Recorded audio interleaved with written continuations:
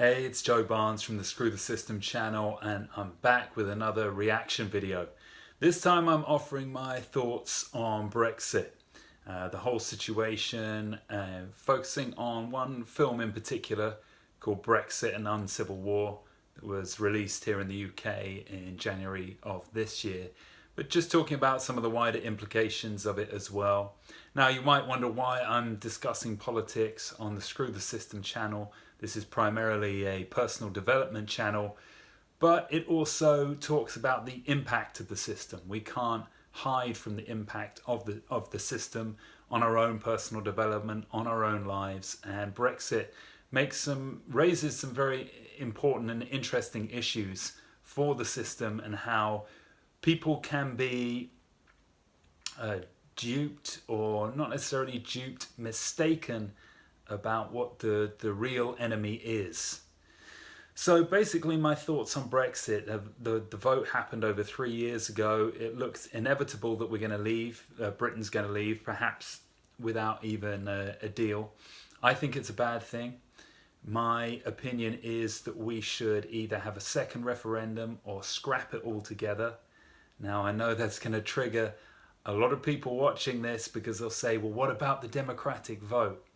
Well, I don't think it was a particularly democratic vote in the first place. You had a thin majority voting to leave. Both campaigns lied. Neither electorate was the whole entire electorate wasn't voting on the actual issue. They were voting on lies from both sides of the issue. So, I mean, how is that democratic? We talk about our democratic institutions. We don't even have proportional representation in this country. So what can happen in the UK is that one party can get more votes, popular votes, than another party, but because of our particular system, that party won't end up in power. So if that's not democracy, so what is democracy? If we're so democratic, how can we allow that? So it wouldn't be such a stretch in my mind to either scrap the vote or do a second referendum to try and get a bit more clarity on this issue, because I think it's such an important issue, or it appears to be such an important issue. The overwhelming forecast is that if we leave the EU without a deal, or even if we just leave the EU, the UK is going to be so much worse off economically, and so much of a worse position, full stop. And ironically, a lot of the people who voted to leave will be hardest hit by us leaving the EU. Now, is this just scaremongering? It could be. I'm not an economist. I don't have all the answers. But it seems like a lot of people are suggesting there are going to be real consequences. And it makes sense. If you just think of it from a common sense level, we're breaking off a partnership which is our main trading partner. Also, a lot of people who support Brexit seem to point to the fact that we can get all these new trade deals. Well, common sense seems to indicate that if you break away from the EU and are no longer in such a strong position and are somewhat desperate to get new deals, as we will be, in a negotiation with countries for these new deals, who do you think has all the power? It's the US, it's China, it's whoever we approach. Even countries that might be economically weaker than the UK will still be in a position of power because they know how desperate they are. So how does it make any sense that we're going to get these great new trade deals that are beneficial to us? I mean, the US is already talking about all the extras that are going to go along with the trade deals, all the benefits they're going to get off the back of it. These trade deals are basically going to be more beneficial to the other countries than to the UK. So I don't know how that is such a great thing. I think it makes sense that that the UK is going to be in a much worse position after Brexit. Now, as I said, it could be scaremongering. I'm not ruling that out, but from a common sense point of view, I think Britain will be weaker without the EU and on its own. So because of that, and because of the fact it wasn't really a democratic vote, it's almost like saying, we have 100 people on a bus and 52 of them voted to drive off the edge of a cliff. Do the other 48 just say, hey, yeah, sure, that was the democratic vote, that's fair, let's all just drive off the edge of the cliff? Or do you actually say, no, this is flipping crazy, we need to put a stop to this and just overrule the decision or have a second referendum. And if the second referendum turned out to be leave again, I think you've got to do it. But the point I wanted to make, or one of the points I wanted to make, and this was inspired by watching the film Brexit and Uncivil War, was that a lot of the people who voted leave seem to have very genuine complaints and seem to have very genuine disdain, dislike of the establishment, of the elite, and wanted to have their voice heard. And there was a scene in this film whereby they had a sort of market research group. One of the campaigns had I think it was the Remain campaign, had a market research group. People sitting around a table expressing their fears and thoughts about the EU and about the state in the UK.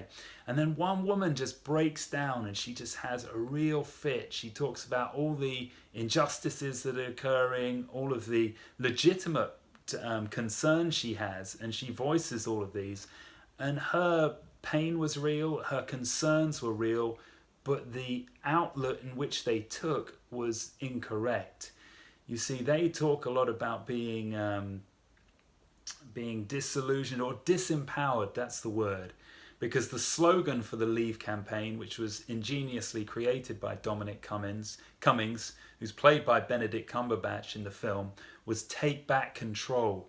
So all of the people who voted Leave were fed this lie that they're going to get back control of their country or their lives by leaving the EU. How is that possible? We're not going to be in any more democratic position. We're not going to have any more control over our lives with or without the EU. It's either Brussels bureaucrats or London bureaucrats. The average person who feels disempowered is not going to be more in control because we've left the EU. It doesn't work that way. And that's why I think they've been duped in a way. The feeling of disempowerment, the feeling of outrage is real and genuine, and I totally understand it. But if you voted Leave because of that, you've just picked the wrong outlet for it.